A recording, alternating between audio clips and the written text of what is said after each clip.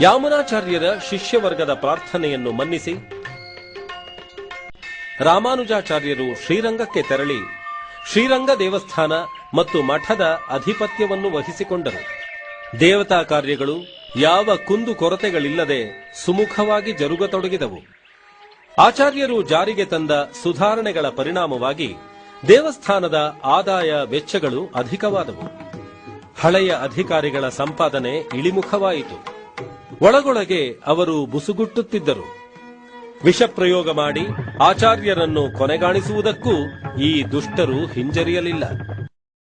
ಒಂದು ಮದಹಳಿತ್ತನ್ ಓಡಾದ ತೋಳ್ವಲಿಯನ್ ನಂದಗೋಪಾಲನ್ ಮರುಮಗಳೇ ನಪ್ಪೆಣ್ಣಾಯ್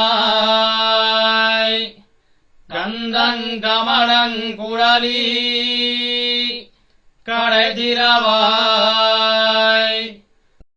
ಮಧುಕರ ವೃತ್ತಿ ಮಾಡುವ ಸಂದರ್ಭದಲ್ಲಿ ವಿಷಮಿಶ್ರಿತ ಅನ್ನ ನೀಡುವ ಪ್ರಯತ್ನ ಮಾಡಿದ ದೇವಸ್ಥಾನದ ಪಾರುಪತ್ತೆಗಾರ ಆಮುದನ.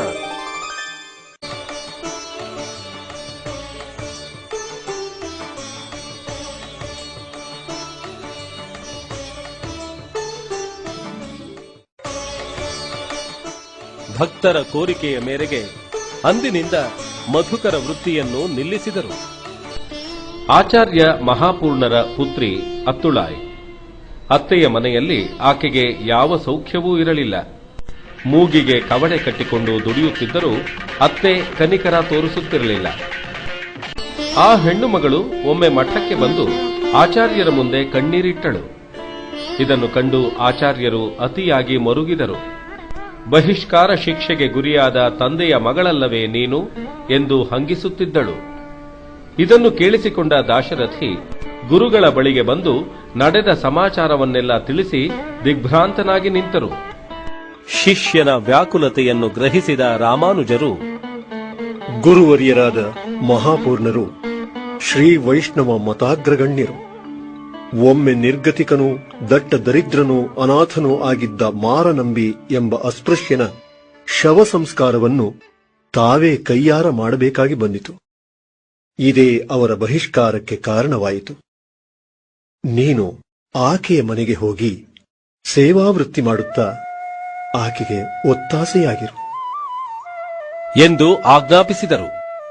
ದಾಶರಥಿಯವರು ಮನೆ ಕೆಲಸದವಳಂತೆ ತಮ್ಮ ಮನೆಯಲ್ಲಿ ಸೇವೆ ಮಾಡುವುದನ್ನು ಕಂಡು ಭಯಭೀತಳಾದ ಅತ್ತೆಗೆ ಜ್ಞಾನೋದಯವಾಯಿತು. ಸಂಸಾರ ಸುಖಮಯವಾಯಿತು. ಒಂದು ದಿನ ಶ್ರೀರಂಗನಾಥನ ಸೇವೆ ಮುಗಿಸಿಕೊಂಡು ರಾಮಾನುಜಾಚಾರ್ಯರು ಶ್ರೀಮಠಕ್ಕೆ ಹಿಂತಿರುಗುತ್ತಿದ್ದರು. ದಾರಿಯ ಮಧ್ಯೆ ಪುಟ್ಟ ಹುಡುಗರು ಗುಂಪು ಕಟ್ಟಿಕೊಂಡು ದೇವರ ಆಟವನ್ನಾಡುತ್ತಿದ್ದರು. ಇದನ್ನು ಕಂಡು ಆಚಾರ್ಯರು ಭಾವಪರವಶರಾಗಿ ಅಲ್ಲಿಯೇ ನಿಂತರು.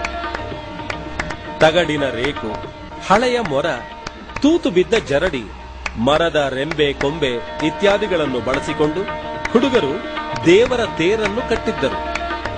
ತೇರೊಳಗೆ ಒಂದು ಮುರುಕಲು ಗೊಂಬೆ, ಅಲಂಕಾರಕ್ಕೆ ಬೀದಿಯಲ್ಲಿ ಉದುರಿದ್ದ ನಿರ್ಗಂಧ ಕುಸುಮಗಳು, ನೈವೇದ್ಯಕ್ಕೆ ಒಣಗಿದ ಎಲೆಯ ಮೇಲೆ ಜೋಡಿಸಿದ್ದ ಪುಟ್ಟ ಕಲ್ಲುಗಳು, ಮಂಗಳಾರತಿ ಮಾಡಲು ಮುರಿದ ಹಂಚೆ ಹಲಗಾರತಿ. ಪೂಜೆ ಮುಗಿದ ಮೇಲೆ ಎಲ್ಲರಿಗೂ ಪ್ರಸಾದ ವಿನಿಯೋಗ. ದೇವಸ್ಥಾನದಲ್ಲಿ ಸಕಲ ಮರ್ಯಾದೆಗಳೊಡನೆ ಜೀಯರಿಗೆ ಅರುಳಪ್ಪಾಡು ನೀಡುವಂತೆ ಕಲ್ಲುಗಳನ್ನೇ ತಂದು ಆಚಾರ್ಯರ ಮುಂದೆ ಹಿಡಿದರು. ಆಚಾರ್ಯರು ಮಕ್ಕಳಲ್ಲಿ ಮಕ್ಕಳಾಗಿ ಅದನ್ನೇ ಅತ್ಯಂತ ವಿನೀತರಾಗಿ ಆನಂದ ಬಾಷ್ಪ ಸುರಿಸುತ್ತಾ ಕಾಷಾಯ ವಸ್ತ್ರವನ್ನು ಹಿಡಿದು ಭಕ್ತಿಯಿಂದ ಪ್ರಸಾದವನ್ನು ಸ್ವೀಕರಿಸಿದರು. ಇದೇನು ಗುರುಗಳೇ, ಅವರಂತೂ ಎಳೆ ಹುಡುಗರು, ನೀವಾದ್ರೂ ಮುನಿಶ್ರೇಷ್ಠರು, ಅವರಂತೆ ನೀವು ಹುಡುಗಾಟ ಆಡೋದು ಸರಿಯೇ ಎಂದು ಶಿಷ್ಯರು ಆಕ್ಷೇಪಿಸಿದರು. ನೀವು ಪ್ರಬಂಧವನ್ನು ಪಾರಾಯಣ ಮಾಡುತ್ತೀರಿ, ಆದರೆ ಅದರ ಅಂತರಾರ್ಥವನ್ನು ಗ್ರಹಿಸುವ ಪ್ರಯತ್ನ ಮಾಡಿಲ್ಲ. ಗೋವಿಂದ ನಾರಾಯಣ ಎನ್ನುತ್ತಾ ಕೋಲಾಹಲದಿಂದ ಹಾಡುವವರು ಕುಣಿಯುವವರು ಎಂದಿಗೂ ಹುಚ್ಚರಲ್ಲ. ಈ ಬಾಲಕರು ಆಟವೇ ಆಡಿದರೂ ಅದು ದೇವರ ಆಟ. ಅಲ್ಲಿ ಆ ಪರಮಾತ್ಮನ ಸಾನ್ನಿಧ್ಯ ಉಂಟೇ ಉಂಟು. ಅವನ ಧನ್ಯತೆಯಲ್ಲಿ ನಾವು ಏಕೆ ಭಾಗಿಗಳಾಗಬಾರದು? ಎಂದು ಆಚಾರ್ಯರು ಭಕ್ತಿಯ ಸ್ವರೂಪವನ್ನು ಶಿಷ್ಯರಿಗೆ ತಿಳಿಯ ಹೇಳಿದರು. ರಾಮಾನುಜಾಚಾರ್ಯರಿಗೆ ಜಗತ್ತೇ ವಿಷ್ಣುಮಯ. ತಿರುಪತಿ ಕ್ಷೇತ್ರಕ್ಕೆ ಹೋಗಿ ಶ್ರೀನಿವಾಸನ ದರ್ಶನ ಮಾಡಬೇಕೆಂದು ಆಚಾರ್ಯರು ಸಂಕಲ್ಪಿಸಿದರು. ತಿರುಪತಿ ಕ್ಷೇತ್ರವನ್ನು ತಲುಪಿ ಬೆಟ್ಟದ ತಳದಲ್ಲಿ ಪ್ರತಿಷ್ಠಿತರಾಗಿದ್ದ ಆಳ್ವಾರುಗಳನ್ನು ಸೇವಿಸಿ ಕೆಳಗಿನ ತಿರುಪತಿಯಲ್ಲೇ ಬಿಡಾರ ಮಾಡಿದರು. ಆದಿಶೇಷ ಸ್ವರೂಪಿಯಾದ ಬೆಟ್ಟವನ್ನು ತಮ್ಮ ಪಾದಗಳಿಂದ ತುಳಿದು ಹತ್ತುವುದಕ್ಕೆ ಇಷ್ಟಪಡದೆ ಬೆಟ್ಟದ ತಳದಲ್ಲೇ ಇದ್ದು ಶ್ರೀನಿವಾಸನ ಸ್ತೋತ್ರ ಮಾಡುತ್ತಿದ್ದರು. ಈ ವಿಷಯ ಬೆಟ್ಟದ ಮೇಲಿದ್ದ ಶ್ರೀಶೈಲಪೂರ್ಣರಿಗೆ ತಿಳಿಯಿತು. ಓಡೋಡಿ ಬಂದು ಅವರು ಆಚಾರ್ಯರ ಭೇಟಿ ಮಾಡಿ ಬೆಟ್ಟವನ್ನು ಹತ್ತಿ ಬರಬೇಕೆಂದು ಭಿನ್ನವಿಸಿಕೊಂಡರು. ಆಚಾರ್ಯರು ಮೊಣಕಾಲುಗಳಿಂದಲೇ ಬೆಟ್ಟವನ್ನೇರಿ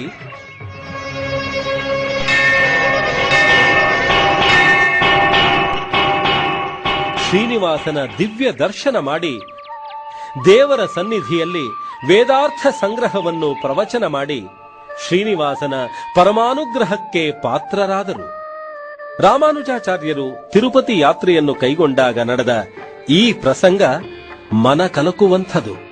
ಕಡು ಬಡತನದಲ್ಲಿ ಬೇಯುತ್ತಿದ್ದ ವರದಾರ್ಯನೆಂಬ ಯುವಕ ಆಚಾರ್ಯರ ಪಾದಗಳ ಮೇಲೆ ಬಿದ್ದು ಶಿಷ್ಯನನ್ನಾಗಿ ಅಂಗೀಕರಿಸಬೇಕೆಂದು ಬೇಡಿಕೊಂಡ.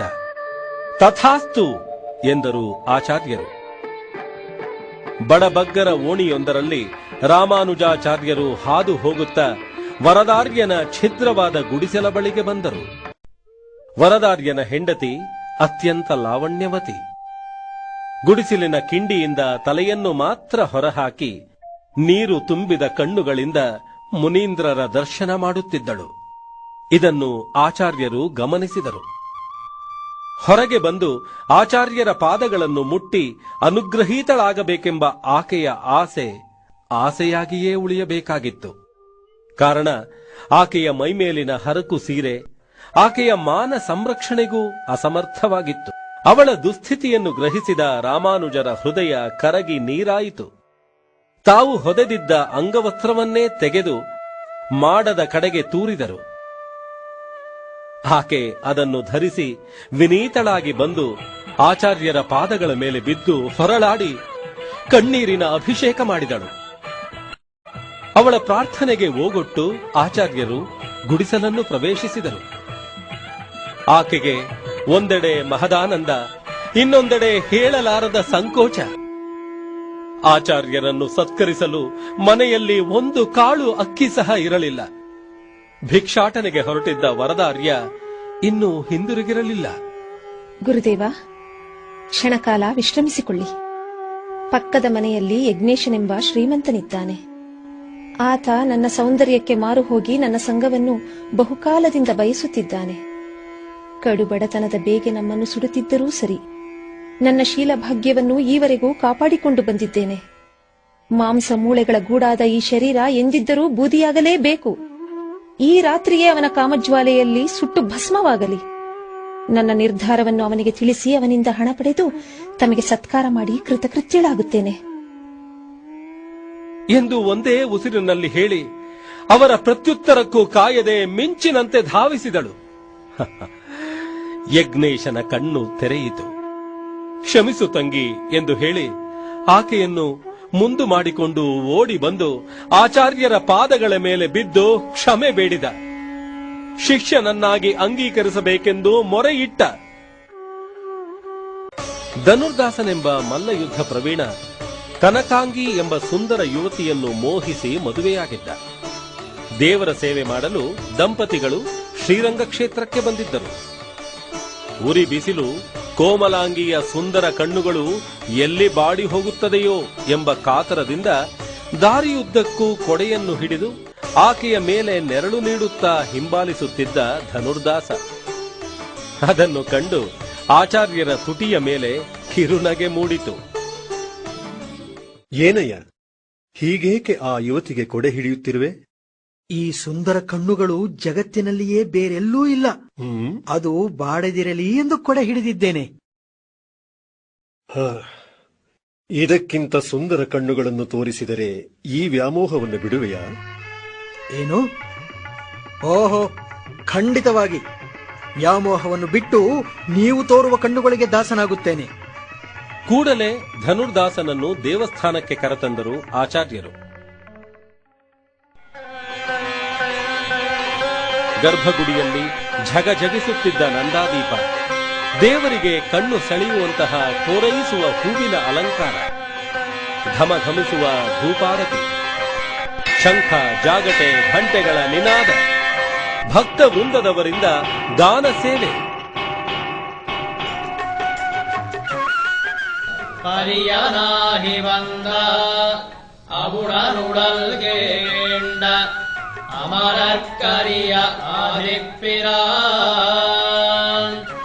அரங்கத்தமலன் முகத்தே கரியவாய் புடை பறந்து மிளிர்ந்து செவ்வரியோடி நீண்ட அப்பெரியவாய கண்கள் என்னை பேதமை செய்தனவே.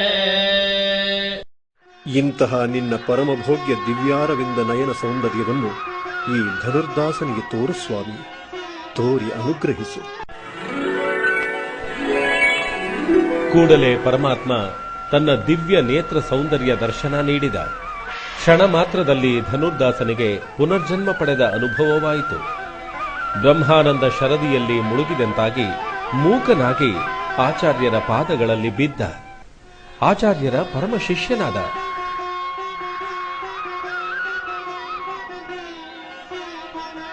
ರಾಮಾನುಜರಿಗೂ ಅವನನ್ನು ಕಂಡರೆ ಅತಿಶಯವಾದ ವಾತ್ಸಲ್ಯ.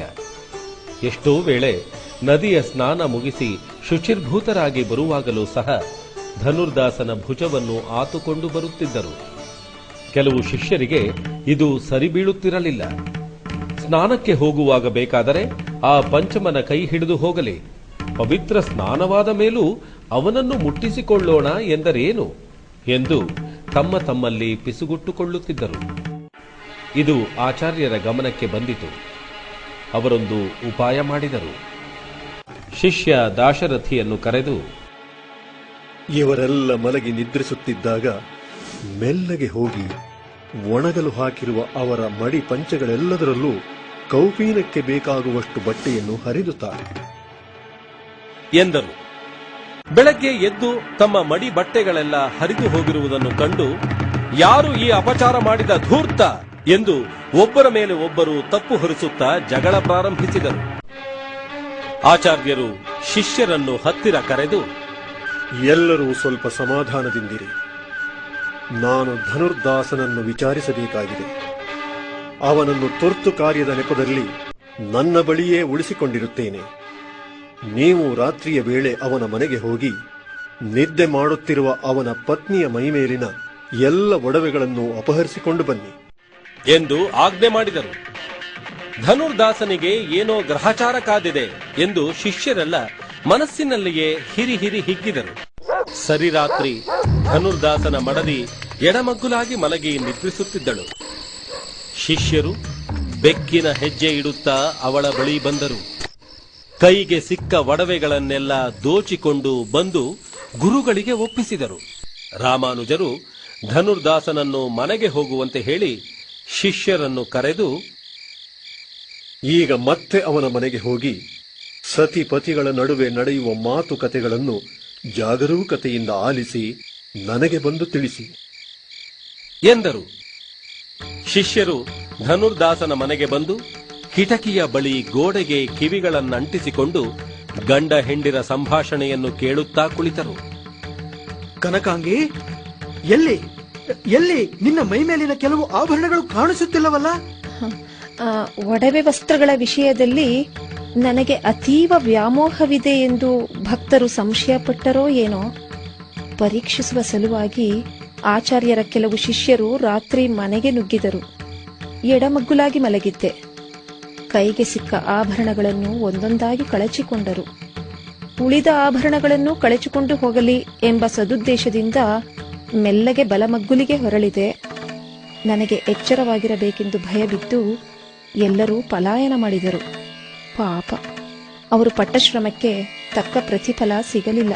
ಹಾಗೇಕೆ ಮಾಡಿದೆ ಕನಕಾಂಗಿ? ಉಳಿದ ಆಭರಣಗಳನ್ನು ನೀನೇ ಬಿಚ್ಚಿ ಅವರಿಗೆ ಏಕೆ ನೀಡಲಿಲ್ಲ? ನಡೆದ ಸಂಗತಿಯನ್ನು ಶಿಷ್ಯರು ಗುರುಗಳಲ್ಲಿ ನಿವೇದಿಸಿದರು. ರಾಮಾನುಜರು ನಸು ನಗುತ್ತಾ, ನೋಡಿದಿರ, ಕೆಳಜಾತಿಯಲ್ಲಿ ಹುಟ್ಟಿದ್ದರೂ ಕನಕಾಂಗಿ ವಸ್ತ್ರಾಭರಣಗಳ ಮೋಹಕ್ಕೆ ಒಳಗಾಗಲಿಲ್ಲ. ನೀವಾದರೂ ವೇದ ಸಂಪನ್ನರು. ಹಳೆಯ ಧೋತ್ರಗಳು ಹರಿದು ಹೋದ ಮಾತ್ರಕ್ಕೆ ಭೂಮಿ ಆಕಾಶ ಒಂದು ಮಾಡಿದರು ಎಂದು ಎಚ್ಚರಿಸಿದರು.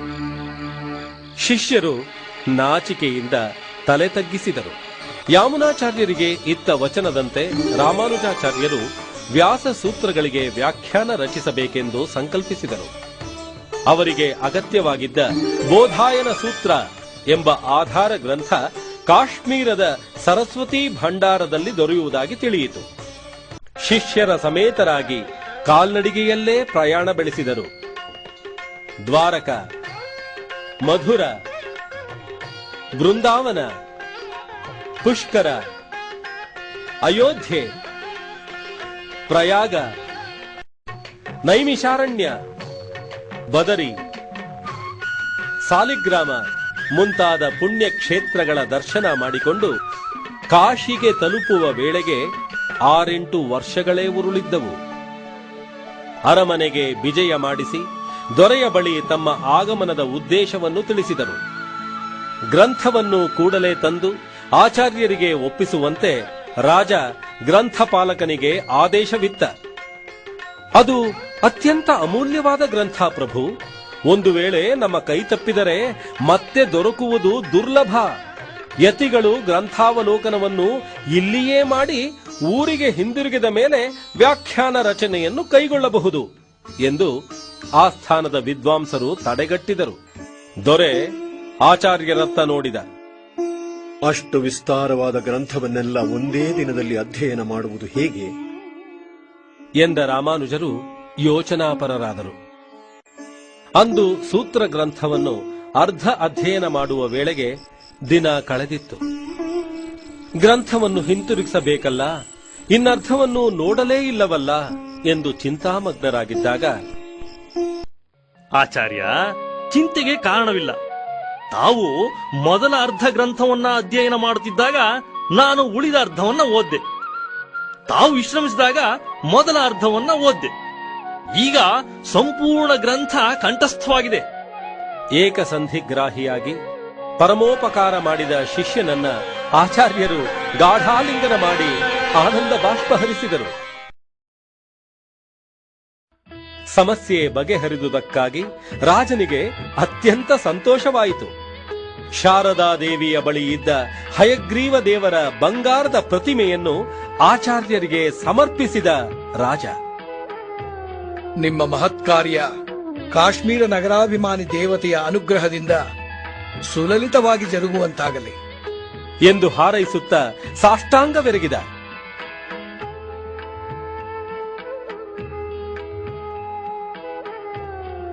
ಕೂರೇಶರ ನೆರವಿನಿಂದ ಆಚಾರ್ಯರು ವ್ಯಾಸಸೂತ್ರಕ್ಕೆ ಶ್ರೀಭಾಷ್ಯವನ್ನು ಬರೆದು ಶ್ರೀಭಾಷ್ಯಕಾರರೆಂಬ ಖ್ಯಾತಿಗೆ ಪಾತ್ರರಾದರು. ಆನಂತರ ಸಾಧ್ಯ ಸಾಧನೆಗಳನ್ನು ಪ್ರತಿಪಾದಿಸುವ ವೇದಾಂತ ಸಾರ, ವೇದಾಂತ ದೀಪ, ವೇದಾರ್ಥ ಸಂಗ್ರಹ ಎಂಬ 3 ಗ್ರಂಥಗಳನ್ನು ರಚಿಸಿದರು. ಇವುಗಳನ್ನು ವಿವರಿಸುವ ಸಲುವಾಗಿ ಶ್ರೀಭಾಷ್ಯವನ್ನು ರಚಿಸಿ ಶ್ರೀಮನ್ನಾರಾಯಣನ ಪಾದ ಕಮಲಗಳಲ್ಲಿನ ನಿಶ್ಚಲ ಭಕ್ತಿಯ ಮಹಿಮೆಯನ್ನು ಪ್ರತಿಪಾದಿಸಿದರು. ಭಗವದಾರಾಧನ ಕ್ರಮವನ್ನು ನಿರೂಪಿಸುವ ನಿತ್ಯ ಗ್ರಂಥವೂ ರಚಿತವಾಯಿತು. ಇದಕ್ಕಿಂತಲೂ ತಿಳಿಯಾದ ಪ್ರಪತ್ತಿ ಪ್ರತಿಪಾದನೆಯನ್ನು ಅವರ ಗದ್ಯತ್ರಯದಲ್ಲಿ ಕಾಣಬಹುದು. ರಾಮಾನುಜಾಚಾರ್ಯರ ಪ್ರಾಬಲ್ಯ ದಿನೇ ದಿನೇ ಪ್ರವರ್ಧಮಾನಕ್ಕೆ ಬರುತ್ತಿರುವುದನ್ನು ಕಂಡು ವಿಷ್ಣು ದ್ವೇಷಿಯಾದ ಚೋಳರಾಜ ಕುಲೋತ್ತುಂಗ ಚೋಳನಿಗೆ ಆತಂಕ ಉಂಟಾಯಿತು. ಶ್ರೀ ವೈಷ್ಣವ ಯತಿಗಳನ್ನು ಕೊಲೆ ಮಾಡಿ ಕೇವಲ ಶೈವ ಮತವನ್ನು ಮಾತ್ರ ಮೆರೆಯಬೇಕೆಂಬ ದುರಾಲೋಚನೆ ಅವನ ತಲೆ ಹೊಕ್ಕಿತು. ಆಚಾರ್ಯರನ್ನು ಬಂಧಿಸಿ ಅರಮನೆಗೆ ಕರೆತರುವಂತೆ ಸೈನಿಕರಿಗೆ ಆದೇಶವಿತ್ತ. ಸೈನಿಕರು ಮಠವನ್ನು ಸುತ್ತುಗಟ್ಟಿದರು. ಆಚಾರ್ಯರು ಮಠದಿಂದ ಈ ಕೂಡಲೇ ಹೊರಗೆ ಬರತಕ್ಕದ್ದು, ಇದು ರಾಜಾಜ್ಞೆ ಎಂದು ಘೋಷಿಸಿದರು. ಆ ಸಮಯದಲ್ಲಿ ಆಚಾರ್ಯರು ಸ್ನಾನಕ್ಕಾಗಿ ಕಾವೇರಿಗೆ ಹೋಗಿದ್ದರು. ಕೂರೇಶರು, ದಾಶರಥಿ ಮತ್ತಿತರ ಶಿಷ್ಯರು ಮಠದ ದಿನನಿತ್ಯದ ಕಾರ್ಯಕಲಾಪಗಳಲ್ಲಿ ನಿರತರಾಗಿದ್ದರು. ಕೂರೇಶರು ಧೃತಿಗೆಡಲಿಲ್ಲ. ಶಿಷ್ಯರನ್ನೆಲ್ಲ ಒಟ್ಟಾಗಿ ಕೂಡಿಸಿ ಈ ಕೂಡ್ಲೆ ಹೊಯ್ಸಳ ರಾಜ್ಯಕ್ಕೆ ಹೊರಡು. ಆಚಾರ್ಯರು ಸುರಕ್ಷಿತವಾಗಿ ಅಲ್ಲಿಗೆ ತಲುಪುವ ವ್ಯವಸ್ಥೆಯನ್ನ ನಾನು ಮಾಡ್ತೇನೆ. ಧೈರ್ಯದಿಂದಿರು ಎಂದು ದಾಶರಥಿಯನ್ನು ಹುರಿದುಂಬಿಸಿದರು. ಹೊರಗಡೆ ಭಟರ ಆರ್ಭಟ ಹೆಚ್ಚಾಗುತ್ತಿದ್ದಂತೆ ಕೂರೇಶರು ಗುರುಗಳನ್ನು ಅಪಾಯದಿಂದ ಪಾರು ಮಾಡಲು ನಿರ್ಧರಿಸಿದರು. ಧರಿಸುವ ಮುನ್ನ ಗುರುಗಳ ಪಾದಾರವಿಂದಗಳನ್ನು ಸ್ಮರಿಸಿ ಕ್ಷಮಾಪಣೆ ಕೇಳಿಕೊಳ್ಳುತ್ತಾ ಆಚಾರ್ಯರ ಕಾಷಾಯ ವಸ್ತ್ರಗಳನ್ನು ತಾವೇ ಧರಿಸಿದರು. ಹಣೆಯ ಮೇಲಿನ ಊರ್ಧ್ವಪುಂಡ್ರ, ಭುಜಗಳ ಮೇಲಿನ ಶಂಖ ಚಕ್ರಗಳು ಎಲ್ಲವೂ ಸರಿಯಾಗಿದೆಯಷ್ಟೇ ಎಂದು ಪರೀಕ್ಷಿಸಿಕೊಂಡರು. ಯತಿವರ್ಯರ ಪ್ರತಿಛಾಯೆ ಯಾರಿಗೂ ಎಳ್ಳಷ್ಟು ಅನುಮಾನ ಬರುವಂತಿಲ್ಲ. ನನ್ನ ಬಳಿಯ ಬಟ್ಟೆ ಬರೆಗಳನ್ನ ಬಿಂದಿಗೆಯಲ್ಲಿ ತೂರ್ಕೊ. ಗುರುಗಳಿಗೆ ಇಲ್ಲಿ ನಡೆದ ವಿದ್ಯಮಾನವನ್ನ ವಿವರವಾಗಿ ತಿಳಿಸಿಬಿಡಿ. ಚಿಂತಿಸಬೇಡಿ, ಇಲ್ಲಿ ಎಲ್ಲವನ್ನೂ ನಾವು ನೋಡಿಕೊಳ್ಳುತ್ತೇವೆ. ಶ್ರೀಮತಿ ರಾಮಾನುಜಾಯ ನಮಃ. ನಾನಿನ್ನು ಹೊರಡ್ತೇನೆ. ಇದೇನು, ಇದುವರೆಗೂ ನನ್ನಲ್ಲಿ ಧೈರ್ಯ ತುಂಬುತ್ತಿದ್ದ ನಿಮ್ಮ ಮುಖವೇಕೆ ಹೀಗೆ ಇದ್ದಕ್ಕಿದ್ದಂತೆ ಸಪ್ಪೆ ಆಯಿತು? ರಾಜನ ಸಮ್ಮುಖದಲ್ಲಿ ಗುಟ್ಟು ಬಯಲಾದರೆ ಏನು ಗತಿ ಎಂಬ ಕಳವಳ ಮನಸ್ಸನ್ನಾವರಿಸುತ್ತಿದೆ. ಗುರು ಸಾಕ್ಷಾತ್ ಪರಬ್ರಹ್ಮ ಎಂಬ ಆರ್ಯೋಕ್ತಿ ನಮ್ಮ ಪಾಲಿಗಂತೂ ಅಕ್ಷರಶಃ ಯಥಾರ್ಥವಾಗಿದೆ. ನನಗೆ ವಿದ್ಯಾದಾನ ಮಾಡಿ ಭಗವತ್ ಸಾಕ್ಷಾತ್ಕಾರದ ಹಾದಿಯನ್ನ ತೋರಿಸಿಕೊಟ್ಟುದಲ್ಲದೆ ಯಾಮುನಾಚಾರ್ಯರ ಅಭಿಲಾಷೆಯನ್ನು ಕಾರ್ಯಗತ ಮಾಡುವ ಉದ್ದೇಶದಿಂದ ನಮ್ಮ ಪುತ್ರರಿಗೆ ಪರಾಶರ, ವ್ಯಾಸರ ದಿವ್ಯ ನಾಮಾಂಕಿತ ಮಾಡಿ ಅವರನ್ನು ಅನುಗ್ರಹಿಸಿದಂಥ ಪರಮ ಪೂಜ್ಯರಿಗೆ ಯಾವ ಅಪಾಯವೂ ಬಾರದಂತೆ ನೋಡಿಕೊಳ್ಳುವುದು ನಮ್ಮ ಆದ್ಯ ಕರ್ತವ್ಯವಲ್ಲವೇ? ಅವರ ಉದ್ಧಾರವೇ ವೈಷ್ಣವ ಮತದ ಉದ್ಧಾರ. ಎದೆಗುಂದಬೇಡ, ಭಗವಂತನ ಅನುಗ್ರಹವಿದ್ದೇ ಇದೆ ಎನ್ನುತ್ತಾ ಯತಿವೇಷದ ಕೂರೇಶರು ಮಠದಿಂದ ಹೊರಕ್ಕೆ ಬಂದರು. ಅವರೊಡನೆ ಮಹಾಪೂರ್ಣರೂ ಬಂದರು.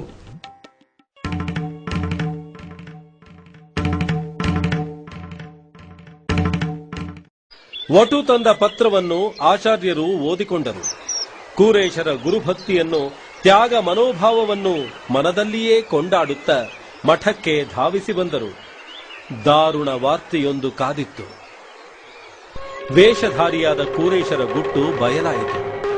ಕ್ರೂರಿಯಾದ ಚೋಳರಾಜ ಅವರಿಗೆ ಚಿತ್ರಹಿಂಸೆ ಕೊಟ್ಟು ಇಬ್ಬರ ಕಣ್ಣುಗಳನ್ನು ಕೀಳುವಂತೆ ಆಜ್ಞೆ ಮಾಡಿದ. ಆದರೆ ಆ ದುಷ್ಟನ ಸೈನಿಕರು ಆಚಾರ್ಯರನ್ನು ದರ್ಶಿಸಿದ ತನ್ನ ಕಣ್ಣುಗಳನ್ನು ಮುಟ್ಟದಂತೆ ಕೂರೇಶರೇ ತಮ್ಮ ಕೈಗಳಿಂದಲೇ ತಮ್ಮ ಕಣ್ಣನ್ನು ಕಿತ್ತುಕೊಂಡರು. ಮಹಾಪೂರ್ಣರು ಕಣ್ಣ ಬಾಧೆಯನ್ನು ತಾಳಲಾರದೆ ಪರಮಪದಿಸಿದರು ಎಂಬ ಸುದ್ದಿಯನ್ನು ಕೇಳಿ ಆಚಾರ್ಯರು ದುಃಖಾರ್ತರಾಗಿ ಮೂರ್ಛಿತರಾದರು, ಅಶ್ರುಪೂರಿತರಾದರು. ಹೃದಯ ಭಾರವಾಯಿತು, ಮಾತು ಗಂಟಲೊಳಗೆ ಉಳಿಯಿತು. ಪತ್ರದಲ್ಲಿ ಸೂಚಿಸಿದ್ದಂತೆ ಆಚಾರ್ಯರು ಶಿಷ್ಯರ ಸಮೇತ ಹೊಯ್ಸಳ ರಾಜ್ಯಕ್ಕೆ ಪ್ರಯಾಣ ಬೆಳೆಸಿದರು. ಚೋಳ ರಾಜ್ಯದಲ್ಲಿ ಅಸ್ತಂಗತನಾದ ಸೂರ್ಯ ಹೊಯ್ಸಳ ರಾಜ್ಯದಲ್ಲಿ ಉದಯಿಸಿದ. ಶ್ರೀ ರಾಮಾನುಜಾಚಾರ್ಯರ ಪಾದ ಸ್ಪರ್ಶದಿಂದ ಕನ್ನಡ ನೆಲ ಪವಿತ್ರವಾಯಿತು. ಕಾವೇರಿ ನದಿಯ ಸೆರಗನ್ನು ಹಿಡಿದು ಆಚಾರ್ಯರು ರಾಮನಾಥಪುರದ ಮಾರ್ಗವಾಗಿ ಬಂದು ಜೈನ ಧರ್ಮ ಶಕ್ತಿ ಕೇಂದ್ರವಾಗಿದ್ದ ಸಾಲಿಗ್ರಾಮದಲ್ಲಿ ಕೆಲವು ದಿನಗಳು ಬಿಡಾರ ಮಾಡಿದರು. ಈ ಸನ್ನಿವೇಶದಲ್ಲಿ ವಟುಗನಂಬಿ ಎಂಬುವರ ಮುಖೇನ ದೊರೆ ಬಿಟ್ಟಿದೇವನ ಧರ್ಮನಿಷ್ಠೆ, ರಾಣಿ ಶಾಂತಲಾದೇವಿಯ ನಾಟ್ಯ ಕೌಶಲ, ಪಿಶಾಚಗ್ರಸ್ತಳಾದ ರಾಜಕುಮಾರಿಯ ದುರವಸ್ಥೆ, ಹೊಯ್ಸಳ ರಾಜ್ಯದ ರಾಜಕೀಯ, ಈ ಎಲ್ಲಾ ವಿವರಗಳ ಪರಿಚಯವಾಯಿತು ಆಚಾರ್ಯರಿಗೆ. ವಡಗನಂಬಿಯ ಕೋರಿಕೆಯ ಮೇರೆಗೆ ಆಚಾರ್ಯರು ರಾಜಧಾನಿಯಾದ ತೊಂಡನೂರಿಗೆ ಆಗಮಿಸಿದರು. ಕಂಚಿಯ ರಾಜಕುಮಾರಿಯನ್ನು ಭೂತಚೇಷ್ಟೆಯಿಂದ ಬಿಡುಗಡೆ ಮಾಡಿದ್ದ ಅಮಾನುಷ ಸಂಗತಿಯನ್ನು ಈ ಮೊದಲೇ ಕೇಳಿದ್ದ ರಾಜ ದಂಪತಿಗಳಿಗೆ ಮಹದಾನಂದವಾಯಿತು. ಸಕಲ ರಾಜ ಮರ್ಯಾದೆಗಳೊಡನೆ ಆಚಾರ್ಯರನ್ನು ಅರಮನೆಗೆ ಕರೆತಂದರು. ರಾಜಕುಮಾರಿಯ ಸಂಕಟವನ್ನು ಪರಿಹರಿಸುವ ಕೃಪೆ ತೋರಬೇಕೆಂದು ಸಾಷ್ಟಾಂಗವೆರಗಿದರು. ಯತಿಶ್ರೇಷ್ಠರು ತಮ್ಮ ಶ್ರೀಪಾದ ತೀರ್ಥವನ್ನು ರಾಜಕುಮಾರಿಯ ಮೇಲೆ ಪ್ರೋಕ್ಷಿಸಿದ್ದೇ ತಡ ಪಿಶಾಚಿಯು ಪಲಾಯನ ಮಾಡಿತು. ಕಿಲಕಿಲನೆ ನಗುತ್ತಾ ಮೇಲಕ್ಕೆದ್ದ ರಾಜಕುಮಾರಿಯನ್ನು ಕಂಡ ರಾಜ ದಂಪತಿಗಳ ಸಂತೋಷ ಸಂಭ್ರಮಗಳಿಗೆ ಎಣೆಯೇ ಇಲ್ಲದಂತಾಯಿತು. ಮೂವರು ಆಚಾರ್ಯರಿಗೆ ಸಾಷ್ಟಾಂಗವೆರಗಿದರು. ಬಿಟ್ಟಿದೇವ ರಾಮಾನುಜಾಚಾರ್ಯರ ಶಿಷ್ಯನಾದ.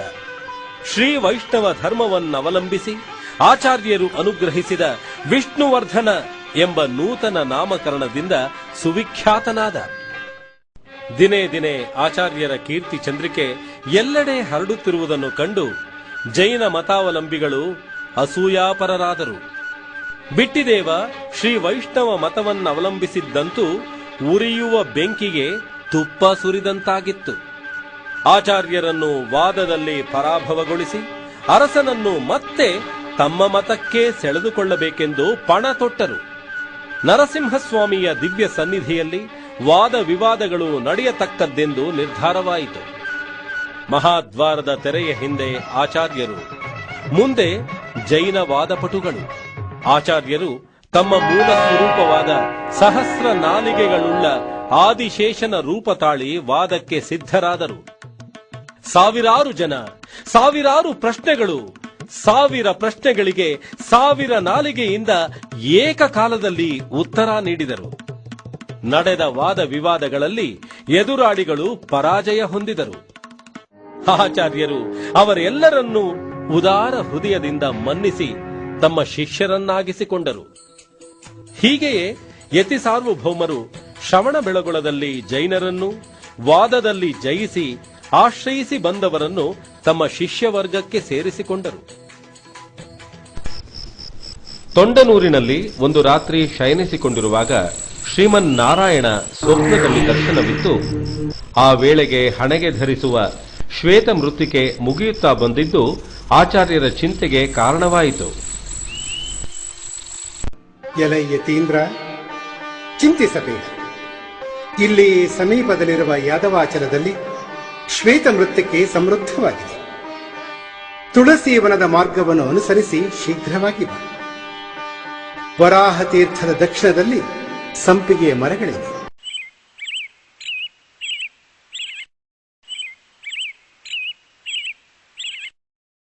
ಅದಕ್ಕೆ ಉತ್ತರದಲ್ಲಿ ಒಂದು ದೊಡ್ಡ ತುಳಸಿಯ ಗಿಡವಿದೆ. ಅದರ ಕೆಳಗಿರುವ ಹುತ್ತದಲ್ಲಿಯೇ ನಾನಿರುವೆ. ನನ್ನನ್ನು ಪ್ರಕಟಿಸಿ ಪ್ರತಿಷ್ಠಾಪನೆ ಮಾಡಿ ನನಗಾಗಿ ದೇವಾಲಯವೊಂದನ್ನು ನಿರ್ಮಿಸು ಎಂದು ಅಪ್ಪಣೆ ಕೊಡಿಸಿದಂತಾಯಿತು.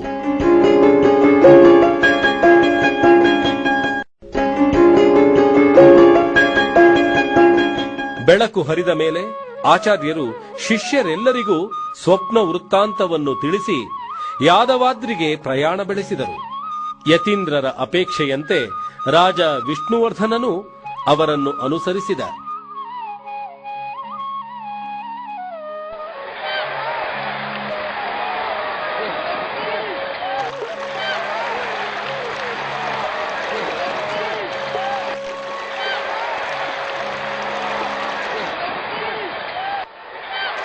ಅಪಾರವಾದ ಕ್ಷೀರಧಾರೆಯಿಂದ ಅಭಿಷೇಕ ಮಾಡಿ ಹುತ್ತವನ್ನು ಕರಗಿಸಲಾಯಿತು.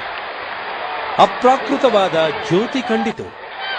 ಬಹುಧಾನ್ಯ ನಾಮ ಸಂವತ್ಸರ ಪುಷ್ಯಮಾಸ ಶುಕ್ಲಪಕ್ಷ ಚತುರ್ದಶಿ ಗುರುವಾರದಂದು ಪುನರ್ವಸು ನಕ್ಷತ್ರದ ಶುಭ ಮುಹೂರ್ತದಲ್ಲಿ ಶ್ರೀಮನ್ನಾರಾಯಣ ಆಚಾರ್ಯರಿಗೆ ಭುವನ ಸುಂದರ ಅತಿ ಚಲುವನಾಗಿ ದರ್ಶನವಿತ್ತ. ಆನಂದ ಬಾಷ್ಪ ಸುರಿಸುತ್ತ ಭಾವ ಪರವಶರಾಗಿ ಚೆಲುವ ನಾರಾಯಣನನ್ನು ಅಪ್ಪಿಕೊಂಡರು.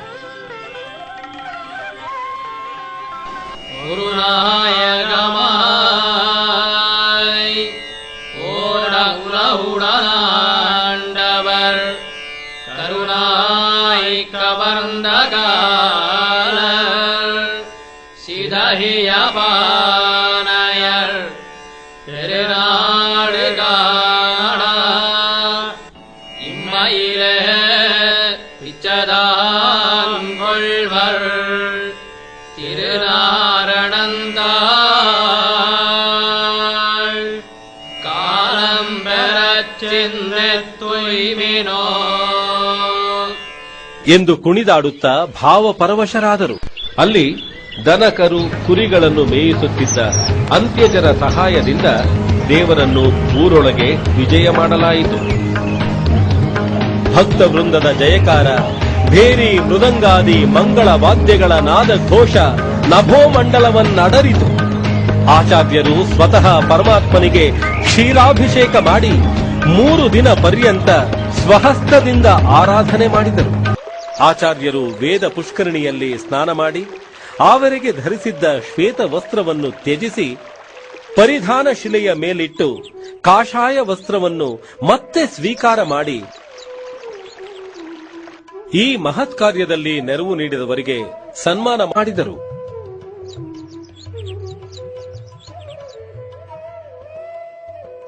ನಿತ್ಯೋತ್ಸವಾದಿ ಮಹೋತ್ಸವಗಳನ್ನು ಆಚರಿಸಲು ಉತ್ಸವ ಮೂರ್ತಿಯೂ ಇರಲಿಲ್ಲವಾದ್ದರಿಂದ ಆಚಾರ್ಯರು ವ್ಯಾಕುಲರಾಗಿದ್ದರು. ಧ್ಯಾನಾಸಕ್ತರಾಗಿ ಪರಮಾತ್ಮನ ಪದತಲದಲ್ಲಿ ಶರಣಾಗತಿ ಮಾಡಿದರು. ಚೆಲುವ ನಾರಾಯಣ ಮತ್ತೆ ಸ್ವಪ್ನದಲ್ಲಿ ಕಾಣಿಸಿಕೊಂಡ. ಮುನಿವರ್ಯ, ನನ್ನ ಉತ್ಸವ ಮೂರ್ತಿಯಾದ ರಾಮಪ್ರಿಯನು ದೆಹಲಿಯ ಬಾದಶಾಹನ ಅರಮನೆಯಲ್ಲಿರುವನು. ಕೂಡಲೇ ಹೋಗಿ ಕರೆದುಕೊಂಡು ಬಾ ಎಂದು ಸಮಸ್ಯೆಗೆ ಪರಿಹಾರ ಸೂಚಿಸಿದ ಆಚಾರ್ಯರು ರಾಜನಿಗೆ ಕನಸಿನ ವಿಚಾರವನ್ನು ತಿಳಿಸಿದರು. ದೆಹಲಿಗೆ ಹೊರಡುವ ಮುನ್ನ ಬೇಲೂರು ದೇವಸ್ಥಾನದಲ್ಲಿ ಚೆನ್ನಕೇಶವನ ಪ್ರತಿಷ್ಠಾಪನೆಯಾಗಬೇಕಾಗಿದೆ. ಪ್ರತಿಷ್ಠಾಪನಾ ಮಹೋತ್ಸವಕ್ಕೆ ಕೇವಲ ಇನ್ನು 3-4 ದಿನಗಳು ಮಾತ್ರ ಉಳಿದಿವೆಯಲ್ಲ ಎಂದು ವಿಷ್ಣುವರ್ಧನ ಆಚಾರ್ಯರಲ್ಲಿ ನಿವೇದಿಸಿಕೊಂಡ.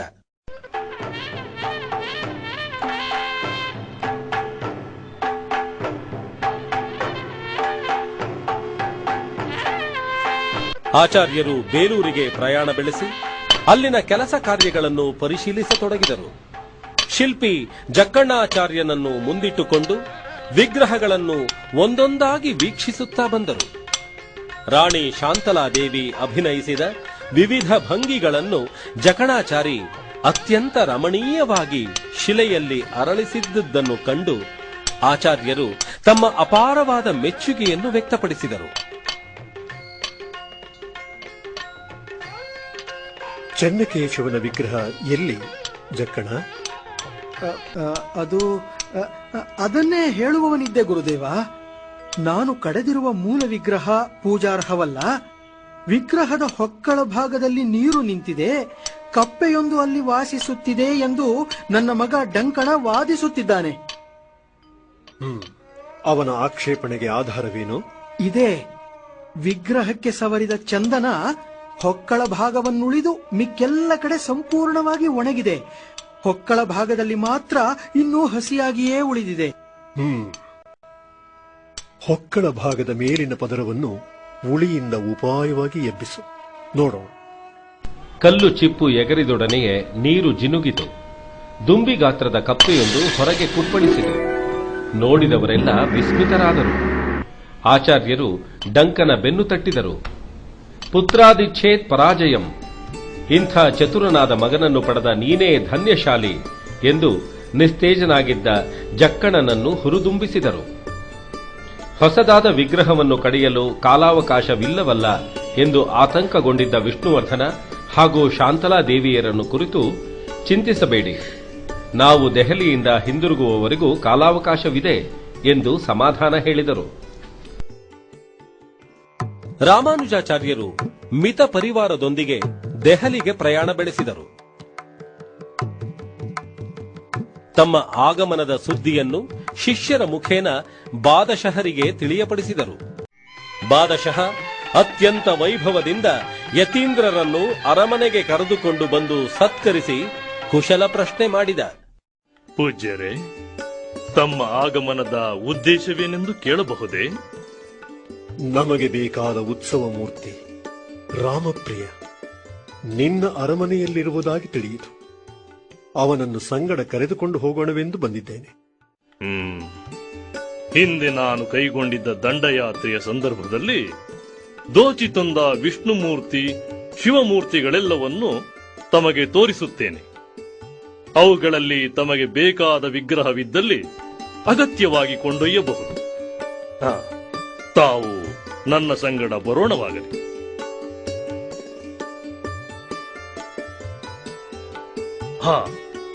ಇದೋ ಈ ಕೊಠಡಿಯಲ್ಲಿವೆ ವಿಗ್ರಹಗಳು. ಸಾವಕಾಶವಾಗಿ ನೋಡಬಹುದು.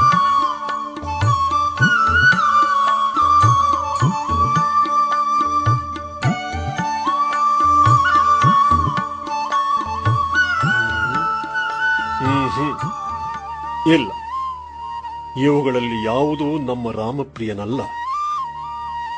ಬೇರೆ ಯಾವುದಾದರೂ ವಿಗ್ರಹಗಳು ಇದ್ದಲ್ಲಿ ತೋರಿಸು. ಈ ವಿಗ್ರಹಗಳನ್ನು ಬಿಟ್ಟರೆ ಬೇರೆ ಯಾವುವೂ ನನ್ನ ಬಳಿ ಇಲ್ಲ. ಇಲ್ಲ ಬಾದಶಃ, ನನ್ನ ರಾಮಪ್ರಿಯ ಇಲ್ಲಿಯೇ ಇದ್ದಾನೆ. ನನಗೆ ನಿಶ್ಚಯವಾಗಿ ತಿಳಿದಿದೆ.